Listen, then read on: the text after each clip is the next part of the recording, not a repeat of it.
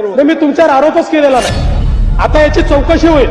खरं म्हणजे या निमित्ताने एका अत्यंत गंभीर प्रश्नाकडे मला या ठिकाणी जायचं आहे. तो म्हणजे राज्याचे मंत्री जयकुमार गोरेजी यांच्या संदर्भात घडलेली जी घटना आहे. आपण राजकारण करतो, पण राजकारण करत असताना कोणाला जीवनातनं उठवायचं अशा प्रकारच्या हेतूनं जर त्या ठिकाणी राजकारण होत असेल तर ते राजकारण योग्य नाहीये.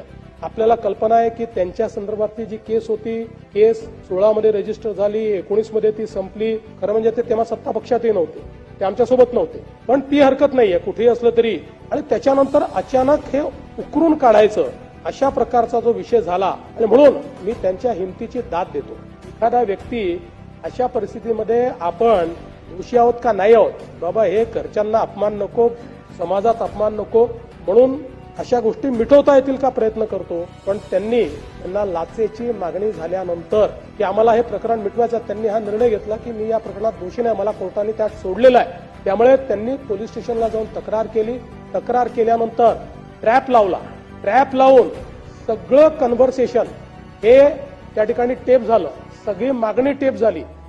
अनेक कन्व्हर्सेशन्स आहेत जे सगळे त्या ठिकाणी पूर्णपणे टेप केलेले आहेत. आणि हे टेप झाल्यानंतर मग ज्यावेळेस पोलीस विभागाची खात्री पडली की मागणी योग्य, म्हणजे मागणी केलेली आहे, तक्रार योग्य आहे, त्यावेळी पोलिसांनी सापळा रचला आणि प्रत्यक्ष त्या ठिकाणी हँडओव्हर करताना कॅश त्या आरोपीला पकडण्यात आलेला आहे. त्यामुळे हा ब्लॅकमेलिंगचाच प्रकार होता. अशा प्रकारचं ब्लॅकमेलिंग नेत्यांच्या विरुद्ध कोणी करेल आणि आपणही त्याला हवा देण्याचा प्रयत्न करू, त्यांच्याही घरी 22 वर्षाची मुलगी आहे, त्या मुलीवर त्याचा काय परिणाम होत असेल याचाही विचार आपल्याला केला पाहिजे. आणि म्हणून मला याच्या पलीकडे जरा अधिक जयंतराव गंभीर प्रकरण मांडायचं. म्हणजे याच्यामध्ये तर 3 तक्रारी झाल्या आणि या तक्रारींमध्ये असं लक्षात आलं की एक नेक्सस होतं.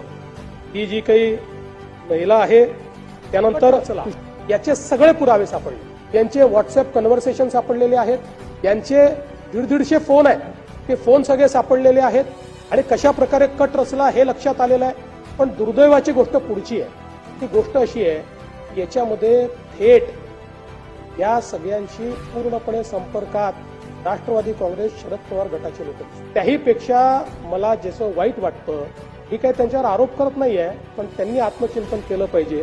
ते म्हणजे आदरणीय सुप्रियाताई सुळे आणि या सभागृहाचे सदस्य श्री रोहित पवार